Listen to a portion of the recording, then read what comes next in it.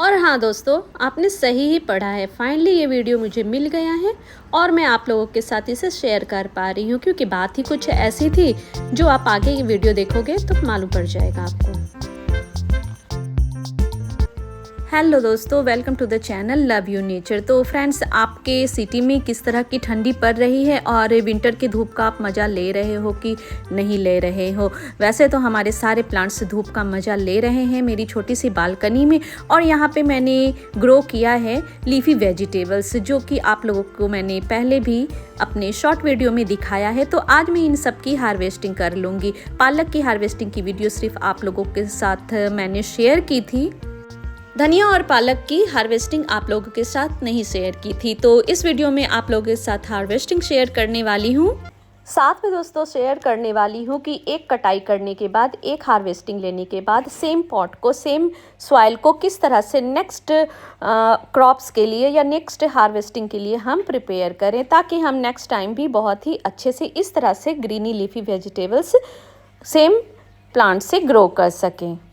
कौन सा उसमें फर्टिलाइज़र डालें ताकि नेक्स्ट टाइम भी इस तरह से हरे भरे हमें अपनी साग लीफी वेजिटेबल्स मिल सके। और साथ में बताने वाली हूँ दोस्तों कि इन ग्रीन लीफी वेजिटेबल को हम किस टाइम पे कटाई करें, यानी कि हार्वेस्ट करें, ताकि हमें हरी भरी पत्तियां ही इनसे मिले, रूखी सूखी ना मिले। क्योंकि हम बिगनर्स होते हैं तो हमें मालूम नहीं चल पाता कि किस टाइम इनकी कटाई करनी है और किस टाइम नहीं करनी है। कभी कभी समय से पहले हम कटाई कर लेते हैं और हमें उतनी ज़्यादा मात्रा में फसल नहीं मिल पाती है, पत्ते नहीं मिल पाते हैं, और कभी कभी तो काफ़ी लेट कर देते हैं कि नीचे से वो सूखी जाती है। चलिए देखते हैं वीडियो। तो फ्रेंड्स, ये है मेरे कुछ घर में खुद से ग्रो किए हुए कुछ लीफी वेजिटेबल्स। तो ये जो पहला मैं आप लोगों के साथ शेयर करी हूँ, ये है धनिया, जिसको कि मैंने विंडो बास्केट में ग्रो किया हुआ है। तो इसका पॉट साइज़ भी मैं आप लोगों को बता देती हूँ। तो ये जो पॉट है ये 5 इंच गहरा पॉट है और इसकी जो लंबाई है वो 8 इंच है। तो यह एक विंडो बास्केट है।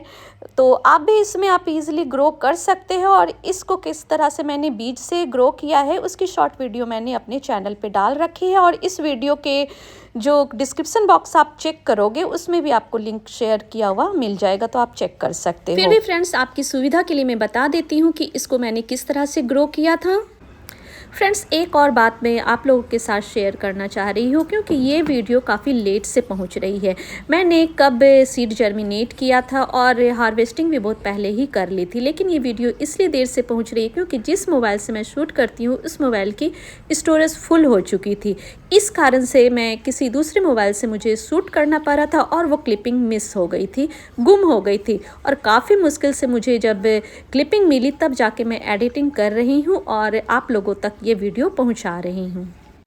तो दोस्तों, धनिया के बीज को आप किसी भी ग्रोसरी शॉप से खरीद सकते हो। धनिया के बीज को क्रश कर लेना है और ज़रूरत पड़ेगी आपको एक परफेक्ट सॉइल मिक्सचर की। तो इसका भी रेशियो मैं बता देती हूँ। मैं गमले के नाप का ही मैं यहाँ पे सॉइल मिक्सचर रेडी किया है। तो ये जो विंडो बास्केट है ये 5 इंच गहरा विंडो बास्केट है और इस विंडो बास्केट के हिसाब से 2 पॉट मैंने मिट्टी का लिया है और 1 पॉट मैंने कंपोस्ट लिया है और 1 पॉट मैंने कोकोपीट लिया है और आधे पॉट मैंने इसमें परलाइट मिलाया है। और इस तरह से एक बहुत ही अच्छा मॉइस्चर मेंटेन करने वाला सॉइल मिक्सचर रेडी हो गया है। क्योंकि पत्तेदार हरी भरी सब्जियों को पानी की ज़्यादा ज़रूरत होती है, इसलिए कोकोपीट मिलाना बहुत ज़्यादा ज़रूरी हो जाता है, ताकि उसमें पानी थोड़ा बन के रहे, मॉइस्चर लेवल मिट्टी का बन के रहे। और इन्हीं विंडो बास्केट में मैंने ग्रो किया अपनी धनिया, पालक और सरसों। तो फ्रेंड्स, धनिया के क्रश किए हुए बीज को सॉइल के ऊपर बस से स्प्रिंकल कर देना है, या तो आप पाउट बना के भी डाल सकते हो और ऊपर से मिट्टी की एक हल्की सी पतली लेयर से उसे कवर कर देना है और वाटर स्प्रिंकल कर देना है।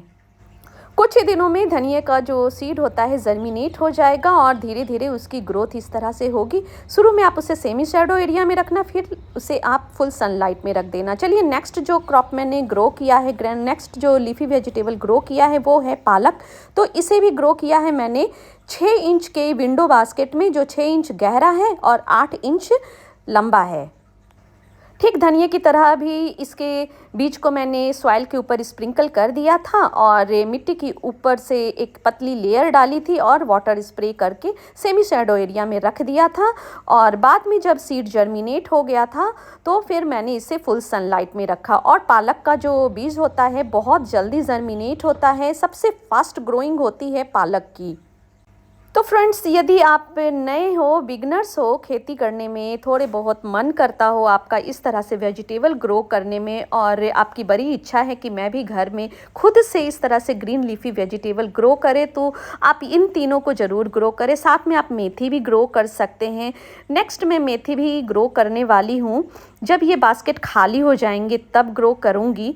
और फ़िलहाल अभी इन्हीं से काम चलाती हूँ क्योंकि ज़्यादा भीड़ में नहीं जमा सकती अपनी बालकनी में, बस एक शौक़ पूरा करती हूँ इनको ग्रो करके। तो गार्डनिंग में जो बिगनर्स है तो उनके लिए तो ये बहुत ही बेस्ट वेजिटेबल्स हैं ग्रो करने का। तो आगे देखते हैं, ये है सरसों। ये भी काफ़ी अच्छे से ग्रो कर गया है और ये भी बहुत फास्ट ग्रो हुआ है। इसको भी मैंने सेम विंडो बास्केट में लगाया है। 5 इंच गहरा है और 6 इंच इसकी लंबाई है। तो विंडो बास्केट में लगाने का ये फ़ायदा होता है कि बहुत ही ईजिली मैं इसे इधर से उधर घसका सकती हूँ। इसके अलावा दोस्तों आप रेडिश ग्रो कर सकते हैं, वो भी बीज से बहुत ही इजीली ग्रो हो जाता है, बिगनर्स के लिए भी वो बेस्ट है। इसके अलावा पुदीना आप ग्रो कर सकते हो, फ्रेंच बीन्स ग्रो कर सकते हो, जिसको मैंने ग्रो किया है और नेक्स्ट वीडियो में आप लोगों के साथ ज़रूर शेयर करूँगी। और तो और कैप्सिकम भी ग्रो कर सकते हो, और वो भी किचन में जो आपके जो कैप्सिकम आते हैं ना खाने के लिए, उनके बीजों को सुखा के। तो नेक्स्ट जो दिखाने वाली हूँ दोस्तों वो है पुदीना।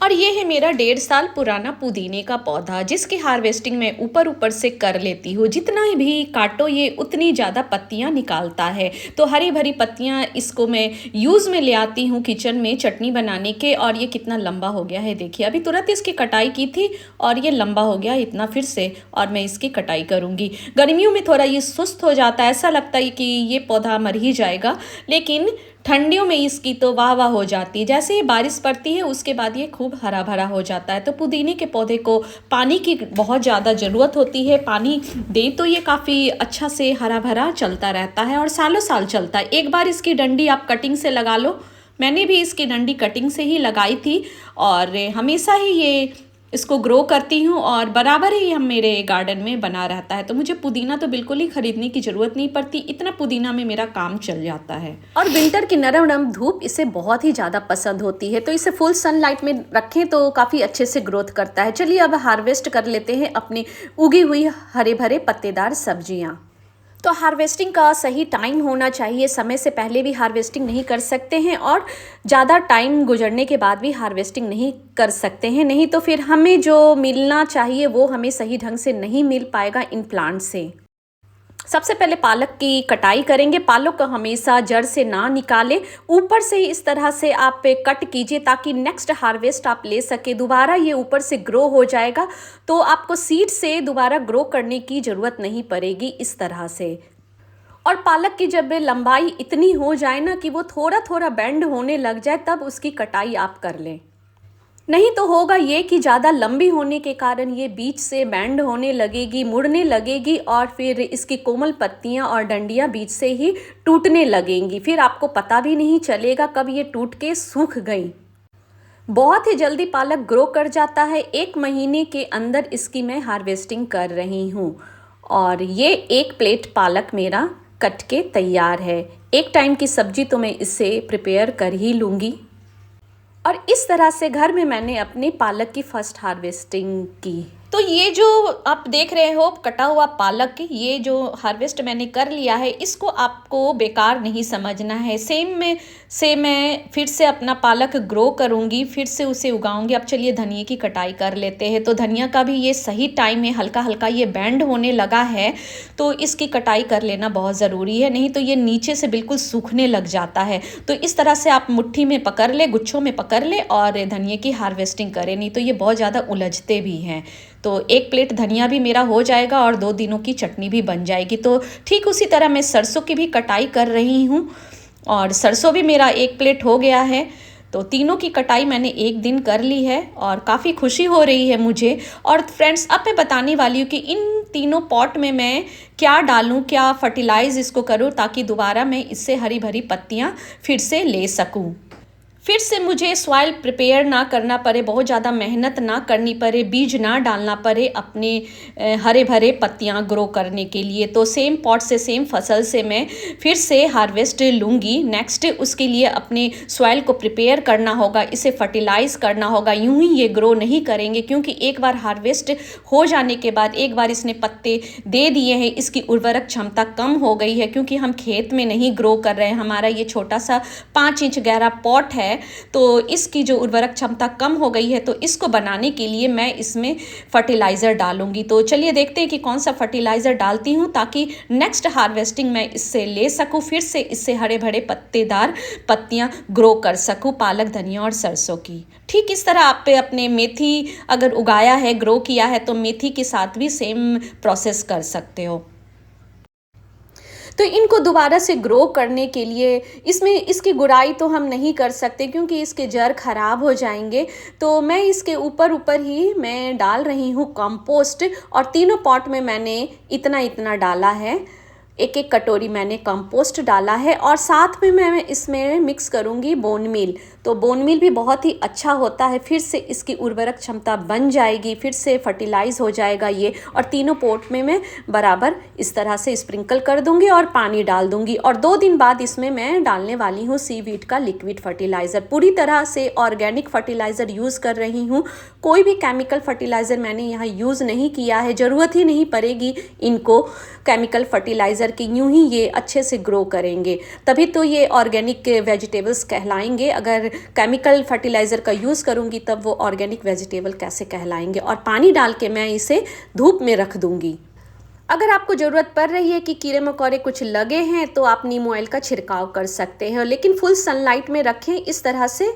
और हाँ फ्रेंड्स, हो सकता है आपने मुझसे भी ज़्यादा फ्रूट्स और वेजिटेबल्स ग्रो किया हो अपने गार्डन में और प्लांट्स भी लगाए हो, तो आप उनके पिक्चर्स मेरे साथ इंस्टाग्राम पे शेयर कर सकते हो। लिंक बायो में मैंने शेयर किया है, एक बार डिस्क्रिप्शन बॉक्स भी चेक कर लेना, लिंक वहाँ भी शेयर किया हुआ है। थैंक्स फॉर वॉचिंग, और मिलती हूँ आप लोग के साथ नए वीडियो में।